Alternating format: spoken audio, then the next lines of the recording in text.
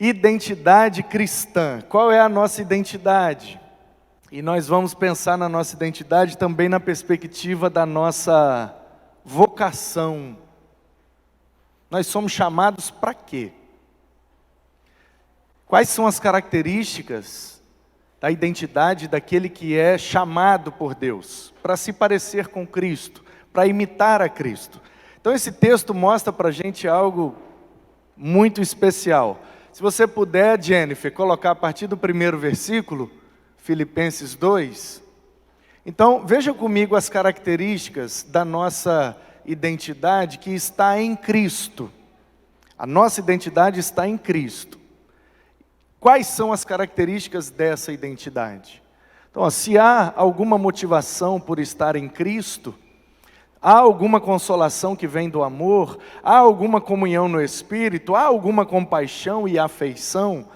Então essas perguntas do apóstolo Paulo para a igreja de Filipos, podem ser as perguntas de Deus para nós nessa noite. Nós, reunidos aqui, há alguma motivação por estarmos aqui em Cristo? A motivação de estarmos aqui é Cristo ou é outra? Há alguma consolação que vem do amor?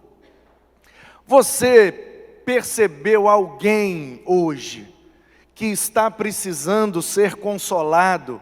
E como você quer amar como Cristo amou, você já percebeu que alguém está precisando de um abraço, de um consolo, porque está se sentindo sozinho, porque está se sentindo perdido, e você foi usado por Cristo, porque tem a identidade dele, para consolar em amor alguém aqui hoje.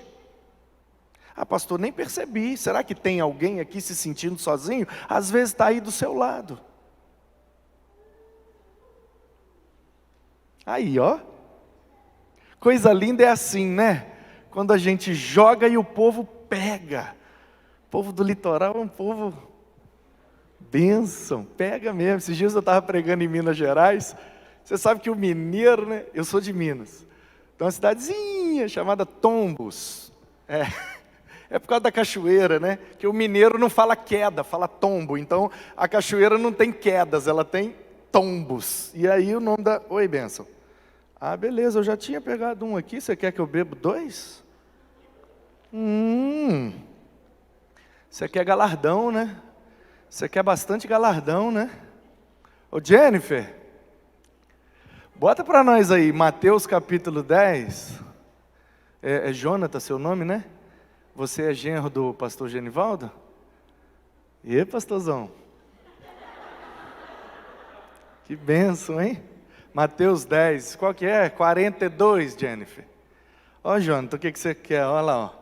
Se alguém der um copo de água fria, que seja ao menor dos meus seguidores, certamente não perderá a sua recompensa. Tem um galardão para você, viu? Já ganhou aí, ó. Eu já tinha pegado o copo d'água, mas ele que é profundo conhecedor das Escrituras, porque é genro do pastor Genivaldo, aleluia. Então, ele sabendo dessa promessa, ele falou, é ruim de eu sair daqui hoje sem pegar meu galardão, hein? Aí ele veio aqui e me deu um copo d'água, só por causa disso. Jennifer, obrigado, pode voltar lá para o Filipenses.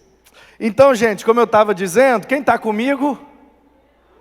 Lá no Espírito Santo, eu fui pastor em Vila Velha, 8 anos. Lá, assim, quando o povo quer dizer que está junto, lá a gente tem uma palavrinha assim que é amém. Conhece essa palavrinha? Então, toda vez que você disser amém, eu vou entender que você está comigo, beleza? Então fica à vontade. Eu não sei se aqui pode, mas lá no Espírito Santo pode dar amém à vontade, tá? Então assim, se não pode, enquanto eu estiver pregando, pode. Estou falando que vocês pegam rápido? Gostei de vocês. Então lá na minha cidadezinha chamada Tombos, que tem um time de futebol, ó para você ver, a cidade tem 6.000 habitantes, e o estádio de futebol cabe 5.000 pessoas. E está sendo ampliado para 15.000. Por quê? Porque o Tombense está na Série B do Campeonato Brasileiro, foi para a 4ª fase da Copa do Brasil e perdeu num jogo duríssimo no Allianz Parque para o Palmeiras. que se recusou no jogo de volta a jogar lá em Tombos, porque Tombos não tem estrutura para receber o Palmeiras. E aí jogaram lá em Uberlândia. Aí a gigante torcida do Tombense não conseguiu encher 2 ônibus para ir para Uberlândia. E aí, sem a torcida, nós perdemos para o Palmeiras. Foi uma pena. Mas enfim, pastor Alípio, coisa linda. Beijo, que bênção. Olha, tudo xadrez. Acho que eles estavam indo para uma festa julina e no meio do caminho, né, se converteram e falando, não vamos para a festa não, vamos para o culto, lá no congresso vai ser melhor. Louvado seja Deus. Ué. Que bênção. Anarriei. Olha a bênção. É verdade. Bom demais. Então, gente, essa é a minha cidade lá, pequenininha, tem o time do Tombense, eu sou de lá, então eu sou de Minas.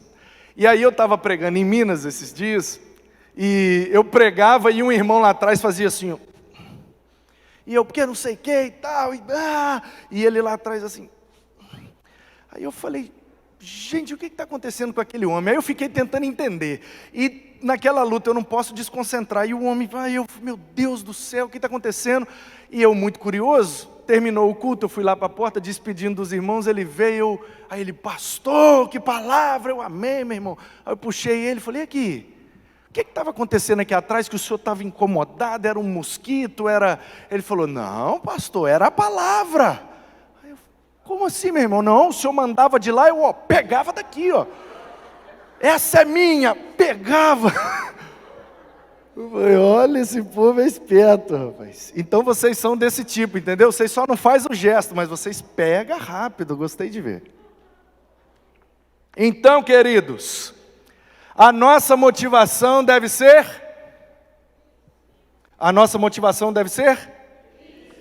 O nosso consolo deve ser motivado no? E a nossa comunhão no? Assim a gente vai conseguir viver em compaixão, tendo a afeição dos nossos irmãos. Aí a gente vai ser reconhecido como cristãos. Segundo Jennifer, completem minha alegria. Então Paulo está escrevendo para os irmãos de Filipos, para eles deixarem Paulo mais alegre ainda. A igreja de Filipos era a igreja que mais alegrava o coração de Paulo. Então Paulo está dizendo, vocês que me fazem muito alegre, querem me ver mais alegre ainda? Que vocês estejam concordando sinceramente uns com os outros, amando-se mutuamente, trabalhando juntos com a mesma forma de pensar e um só propósito. Paulo estava dizendo, eu já estou muito feliz com as notícias que eu recebi de vocês, filipenses, mas se vocês querem me ver mais feliz ainda, se vocês andarem em unidade.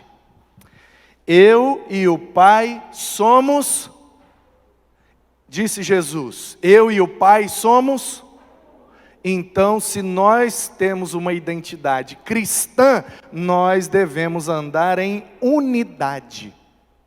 Qual é o problema? A gente confunde unidade com uniformidade. Tem que ser todo mundo igual, pastor? Não, Deus me livre, todo mundo igual é muito chato. O bom é ser diferente. O bom é a nossa diversidade, porque se nós formos unidos na diversidade, a gente permanece unidos na adversidade.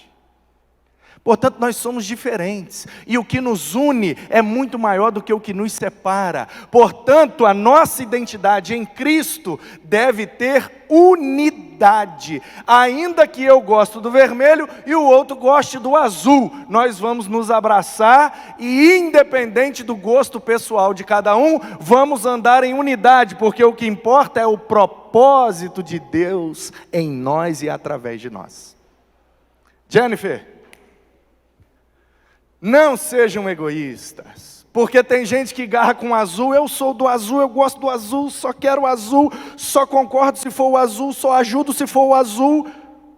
E tem gente que eu só quero vermelho, eu só ajudo se for vermelho, eu só dou oferta se for comprar vermelho, eu só quero saber do vermelho. Aí Paulo está dizendo, abre mão do azul e do vermelho, porque o que mais importa é que sejamos humildes, considerando o outro mais importante que nós. Então quem é do azul vai considerar o vermelho como melhor. Quem é do vermelho vai considerar o azul como melhor. Para quê? Para que a identidade de Cristo seja formada em nós. Porque o que importa não é o vermelho nem o azul, é que Cristo seja exaltado através das nossas vidas. É para isso que nós somos chamados. Para representarmos Cristo, para sermos a imagem de Cristo para quem não conhece o Cristo. Porque o ímpio, o incrédulo não lê Bíblia, ele lê o crente. Portanto, que tipo de Bíblia nós estamos sendo para que as pessoas possam ler Cristo em nós? Não procurem apenas os próprios interesses, mas preocupem-se também com o interesse dos outros. É bom fazer só o que a gente gosta, mas de vez em quando é bom fazer o que o outro gosta também.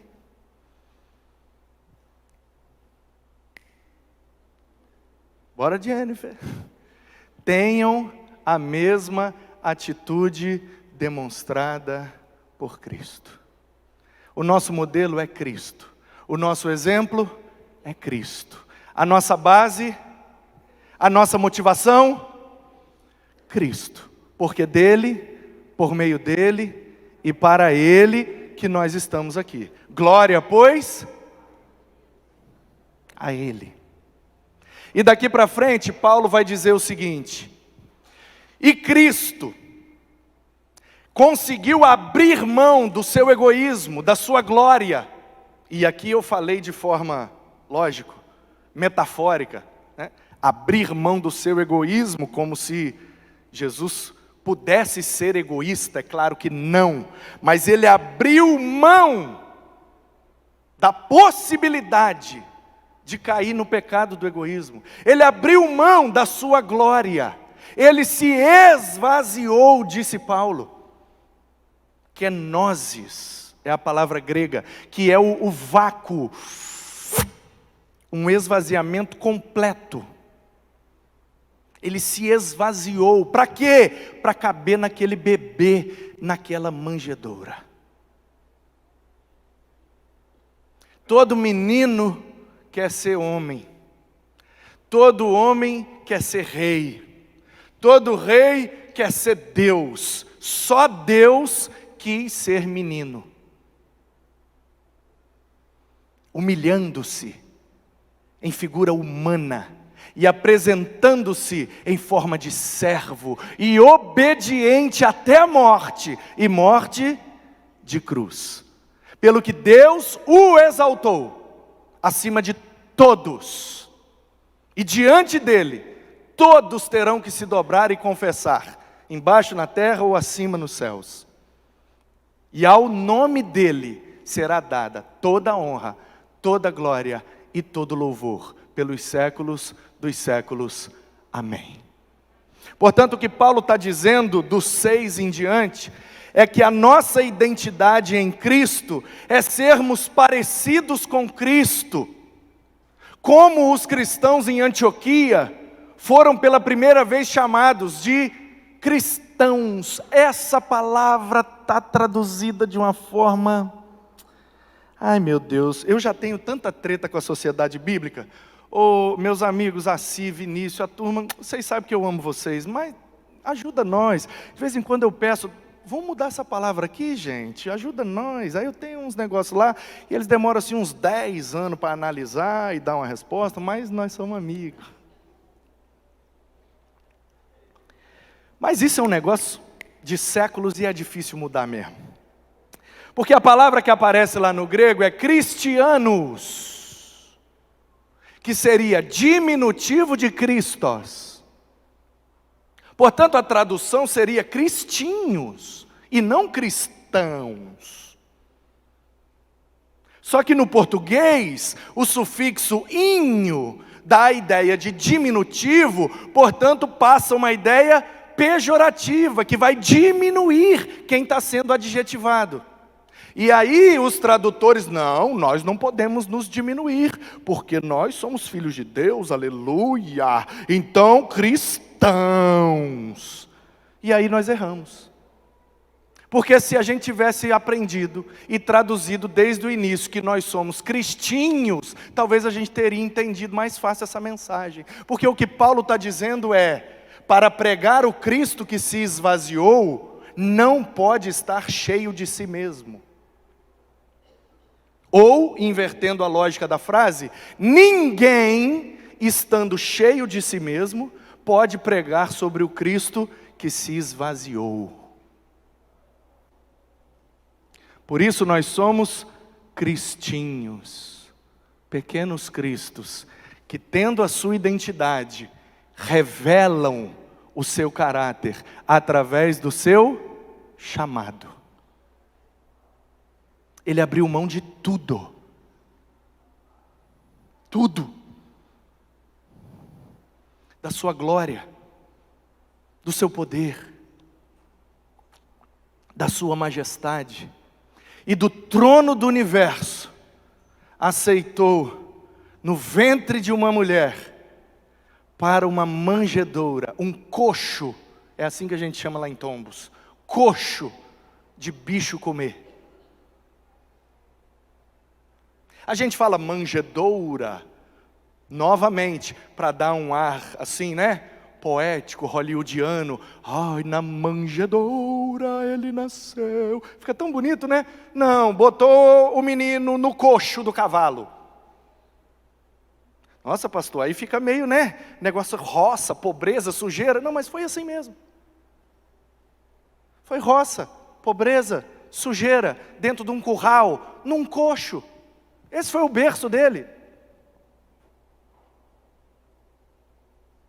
Já disse o poeta um dia, e nem era de dia, né?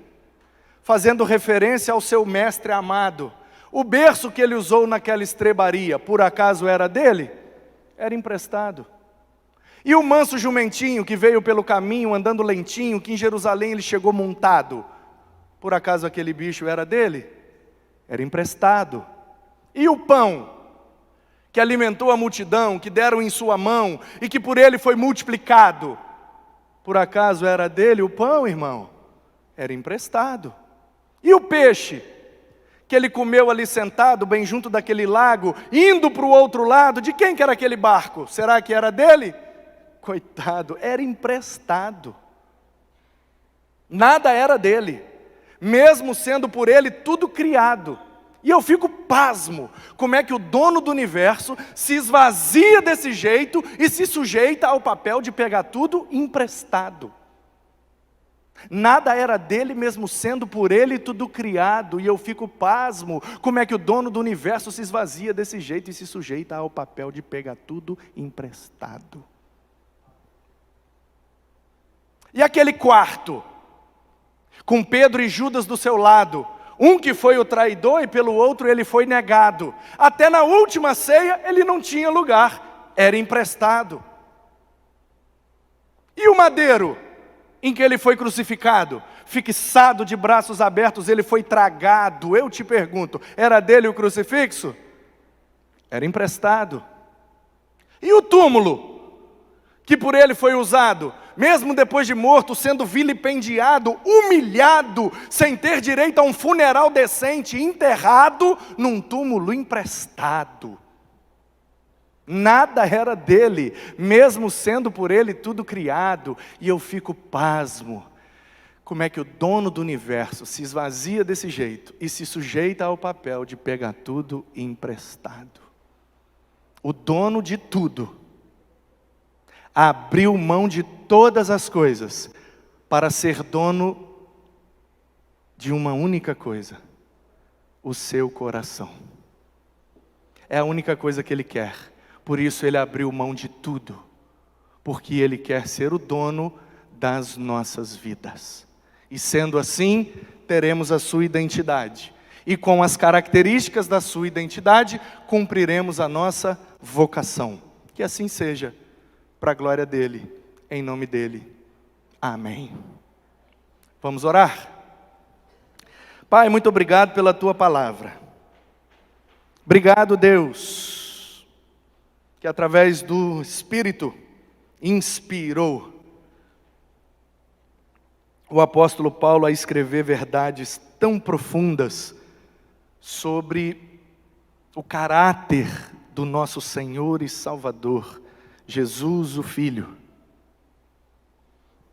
Obrigado, Filho, por ter se esvaziado da sua glória e vindo até nós para nos salvar, uma vez que não teríamos condições de ir até o Senhor veio a nós, e sendo o nosso Emanuel, armou a sua tenda entre nós, e vimos a sua glória, a glória do unigênito do Pai. E obrigado, Espírito Santo, por nos convencer dessas verdades, e nos iluminar da eternidade dessa palavra, para que possamos crer e nela termos vida, vida em abundância. Que seja encontrado em nós o caráter de Cristo, as características do Cristo, que essa seja a nossa identidade, para que possamos cumprir com a nossa vocação, seja para o que o Senhor estiver nos chamando para fazer, que façamos com a identidade de Cristo, contendo em nossa vida as suas características, e que a principal delas seja o nosso esvaziamento, a nossa humildade, abrirmos mão do nosso egoísmo em prol do propósito. Foi isso que Cristo fez, e é isso que nós queremos fazer para a Tua glória, em nome dEle, para a glória dEle. Amém. Deus te abençoe.